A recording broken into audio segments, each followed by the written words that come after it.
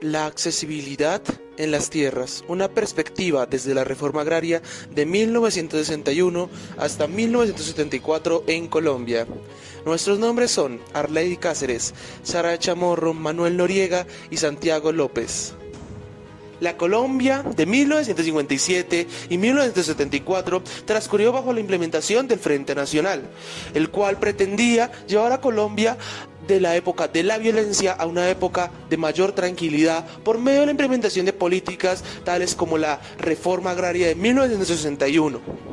Desde 1961, con la creación de la reforma agraria, y hasta 1974, con el fin del Frente Nacional, se trabajará bajo la premisa de que las relaciones de poder y la ineficiente distribución de la tierra afectaron el éxito de las herramientas utilizadas en la reforma agraria para ayudar el acceso de tierra por parte de los campesinos. Para desarrollar los antecedentes a las relaciones de poder de la reforma agraria de 1961, caracterizaremos tres demandas. La primera de ellas corresponde a la de los campesinos, los cuales demandaban un alza en salarios y mejores condiciones de vida. La segunda de ellas corresponde a los colonos de Sumapaz, los cuales tenían especial interés por colonizar los latifundios, bajo el argumento de que estos eran inexplotados e improductivos. Y, por último, tenemos las demandas de los núcleos indígenas. Estas agitaciones y demandas entran en un periodo de calma.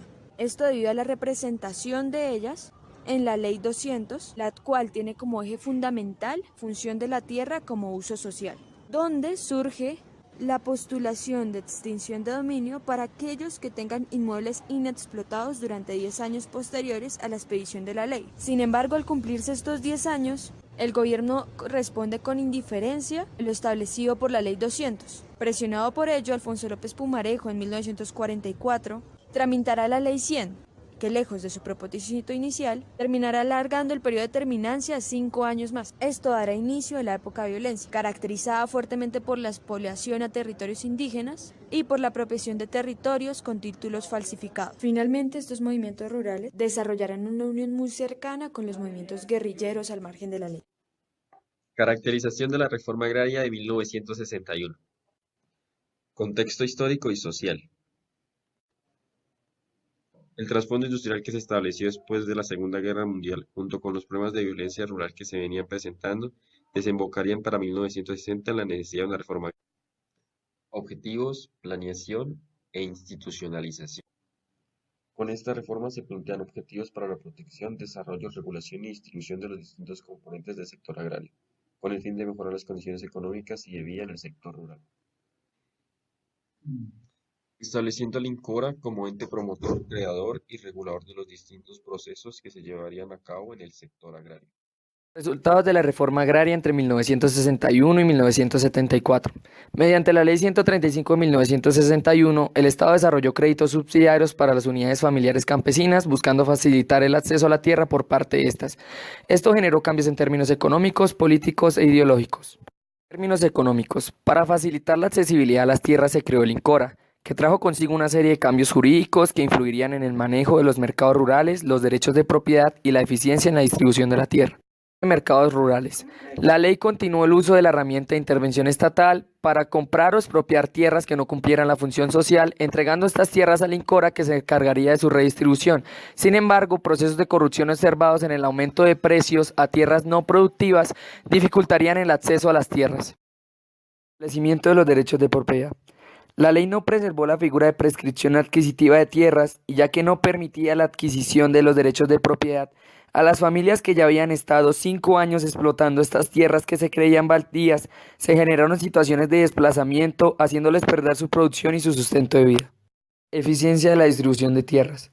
En la ley se fijó un orden de afectación de los predios por el INCORA que buscaba proteger las tierras adecuadamente explotadas. Esto generó conflictos entre la población y los funcionarios, ya que los funcionarios podrían arbitrariamente decidir qué tierra se clasificaba de cierta manera y por intereses individuales clasificaban tierras como incultas sin suficientes diagnósticos y argumentos válidos.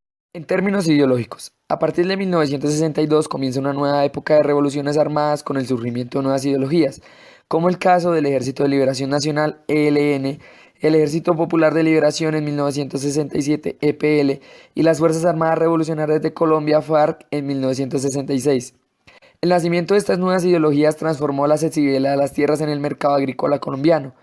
unas como modelo de protección hacia la población campesina y otras como lucha en contra de los abusos de las milicias de los propietarios y la debilidad de un Estado que brilla. Resentimiento social aumentan las violencias. Aciertos. El surgimiento de estos nuevos grupos armados como las FARC generaron presiones militares sobre terratenientes que en muchos casos tuvieron la necesidad de negociar con estas guerrillas, generando una nueva distribución de tierra, que era entregada a los campesinos que habían sido desplazados. Desaciertos. Estas nuevas violencias que invadían los campos colombianos generaron reacciones adversas en los líderes políticos, como la creación del bandidismo independiente por medio de milicias individuales que en muchas ocasiones desalojaron familias campesinas de sus tierras, como el caso de Duma al Aljure en el Valle del Guayabero. En conclusión, el nacimiento de nuevas guerrillas debido a la nueva era de ideologías armadas se generó por el sentimiento de un Estado ausente y la necesidad de una protección inmediata por parte de la población campesina. Esta situación desarrolló una distribución de tierra desplazando a los terratenientes en favor de la población, pero creando bandidismo individual por parte de estos, que más tarde desplazarían a más familias campesinas. Las decisiones que tomaría el INCORA serían en sus resultados una falta clara de sus funciones principales, que llevarían a un desincentivo de la población para el acceso a las tierras.